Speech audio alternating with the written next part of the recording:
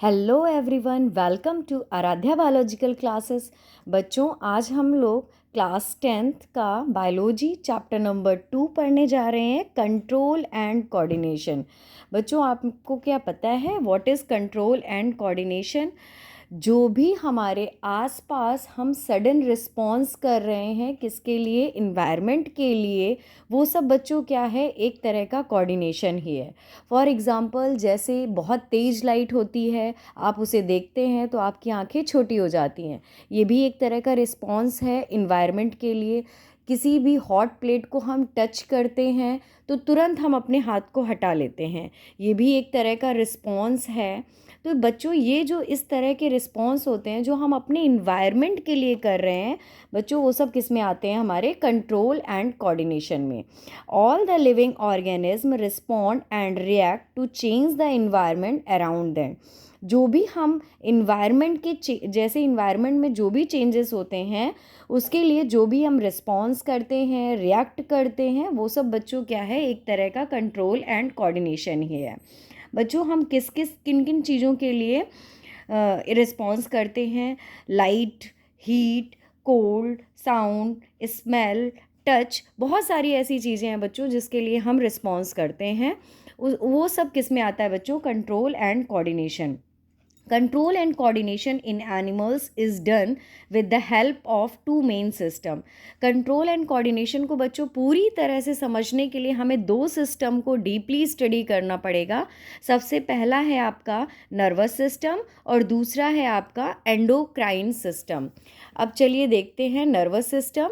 बच्चों, जो nervous system है दो चीज़ों से बना है हमारा, एक ब्रेन और दूसरा स्पाइनल कॉर्ड। आपको पता है what is brain and spinal cord? इसके लिए हम अभी आगे डीपली स्टडी करेंगे। सबसे पहले बच्चों, हमें पता होना चाहिए हम रिस्पॉन्स कर रहे हैं तो कैसे कर पा रहे हैं।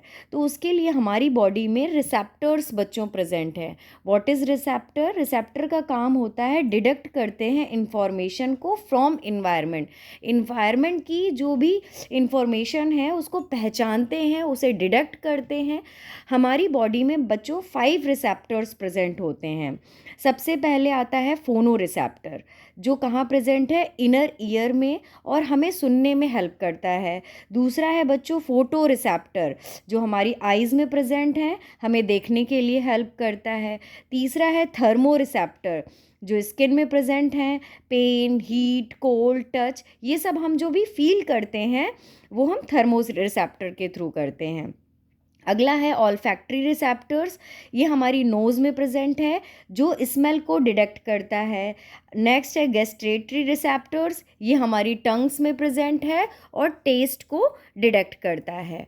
बच्चों, ये था थोड़ा सा इंट्रोडक्शन। अब हम इसके बाद अपना नेक्स्ट टॉपिक पढ़ने जा रहे हैं, रिफ्लेक्स एक्शन। बच्चों, बहुत ही इम्पॉर्टेंट टॉपिक है रिफ्लेक्स एक्शन। चलिए हम देखते हैं।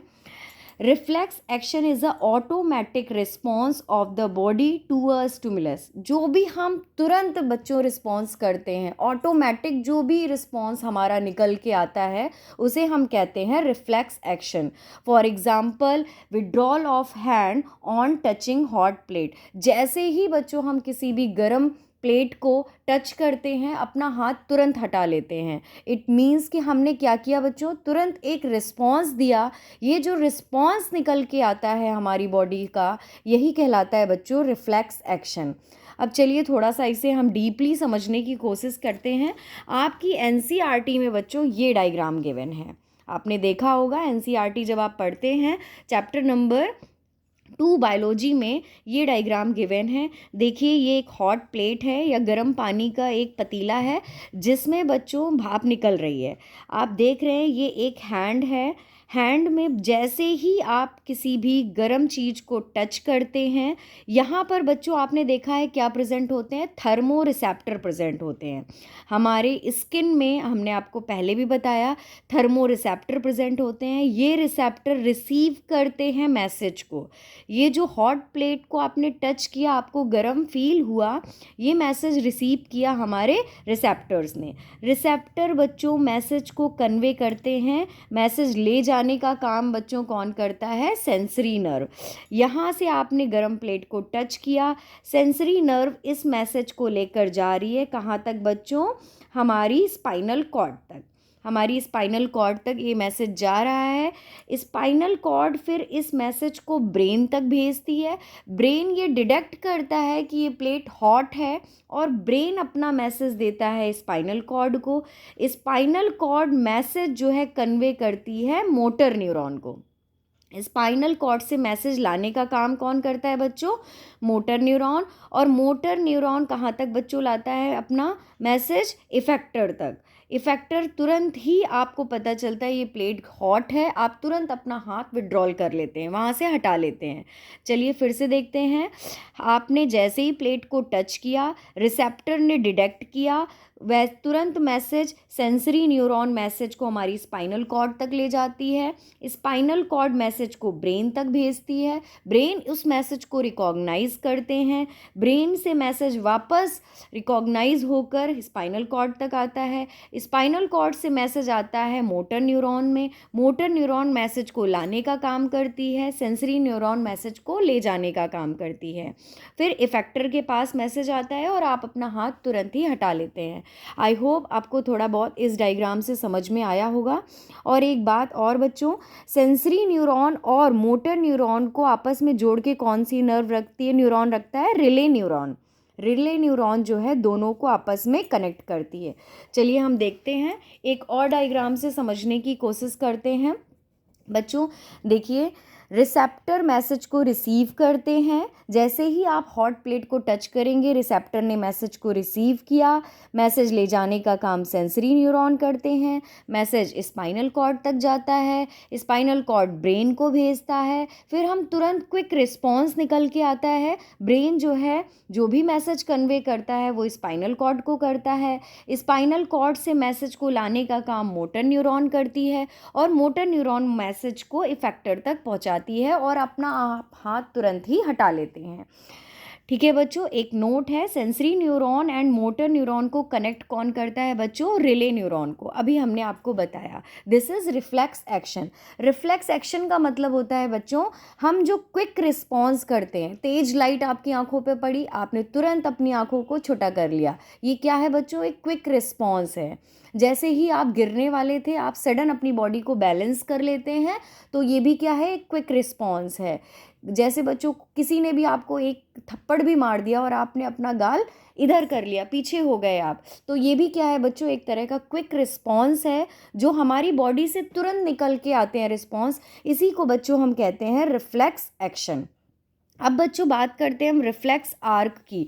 What is reflex arc? Reflex arc means होता है बच्चों, जिस पाथ से मैसेज, बच्चों जिस पाथ से मैसेज, ये वाले मैसेज जिस पाथ से जाते हैं और जिस पाथ से वापस आते हैं, उसका जो पाथ है उसी को बच्चों हम क्या कहते हैं? रिफ्लेक्स आर्क कहते हैं। The pathway taken by the nerve impulses in a reflex action from receptor organ to the spinal cord and back to the effector organ of reflex action is called reflex arc.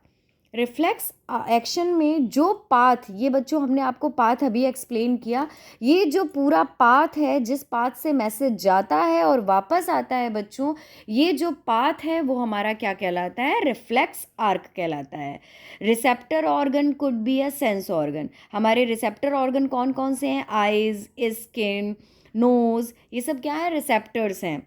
And effector organ जो effect होते हैं, हमारी muscles, gland, ये सब है बच्चों।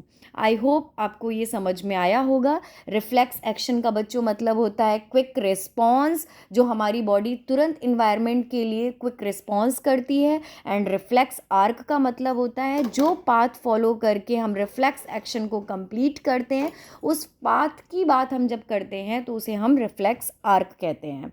बच्चों I hope आपको ये दोनों टॉपिक समझ में आया होगा।